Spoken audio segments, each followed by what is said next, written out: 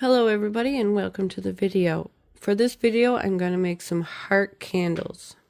What I'm going to use for this project is these cute little heart tins that I bought, my beeswax, my fragrance oils, and the dyes to color the wax, the colors that I want for the candles. I also have these big heart tins that I found at the Dollar Tree, and I've got these mugs that I want to do some coffee candles with. I don't actually get into making the coffee candles in the mugs like I want it to in this video. I'm going to save that for a future video. The bigger heart tins did not turn out the way I was hoping they would, but you'll find out exactly what happened a little later on in the video. But for now, let's get into setting up to make all of these candles.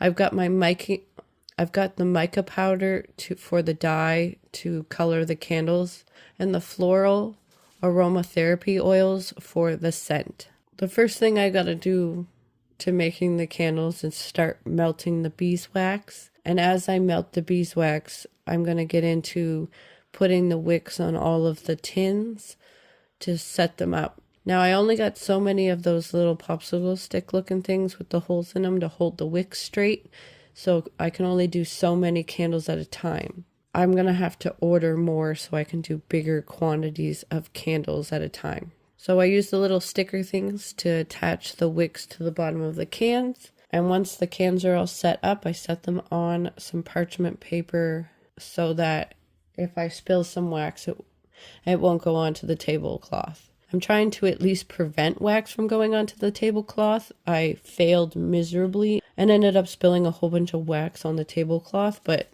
I tried. I tried not to make a mess anyway. What can you do? I also got this silicone heart mold that I'm going to make a bunch of little hearts with. I ended up using the first batch of beeswax I melted to pour into that mold to set aside, and then I'll melt some more beeswax to go ahead and make the candles. I'm going to try to go with a red for some of the heart candles and a pink for some of the other heart candles. We'll see how it ends up turning out. I'm going to use a mixture of red and silk white mica powder to see how that turns out with the beeswax.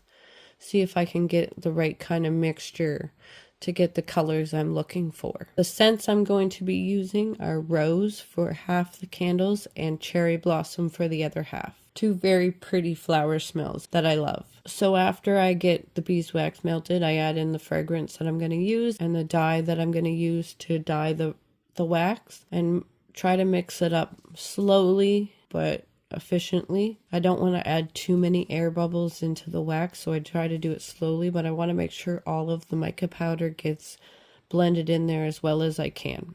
After I do that, I'm going to pour the candles and just let them sit and cool down. And once one batch is cooled enough where I can take the sticks off, I'm going to do another batch, and we're going to use up all of the heart tins. When I get into these big hearts that I used, I had this idea for these big heart tins that I found at the Dollar Tree. I wanted to put 3 wicks in the heart tin and pour in the wax to make a really big candle with 3 wicks. I thought it would look really pretty. And then I was going to use the little hearts to decorate the top of it. But as you can see, it all went wrong. After I poured in the wax into the tin, the bottom seam failed. The wax just started spilling out of the can and it made a big mess. It went all over the table. I got it all over my tablecloth, which I'm going to have to try to figure out how to get that out of my tablecloth.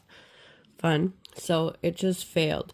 I grabbed my heat gloves and tried to get as much of the wax out of the tin back into my pot of melting wax without burning myself, which thankfully I did not burn myself, but I did make a horrible mess that I had to clean up.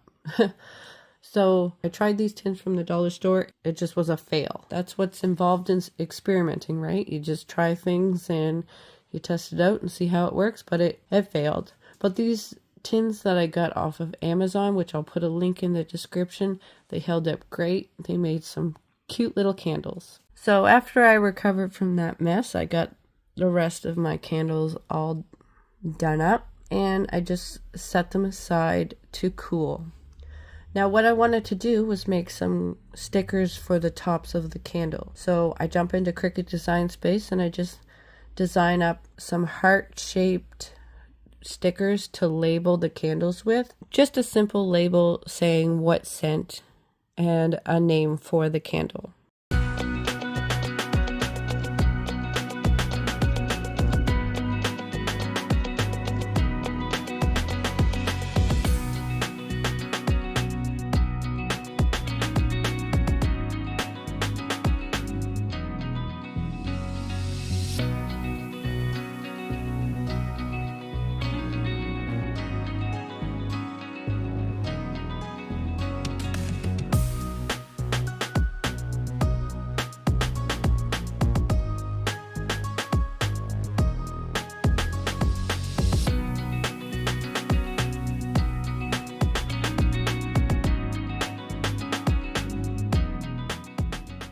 Once I've gotten the design all done up, I'm going to use my Cricut Maker 3 to cut out these stickers. And then when I got them all cut out, I can put them on the lids of the candles. I'll put the lids on the candles when the candles are all set and cool, which will take some time.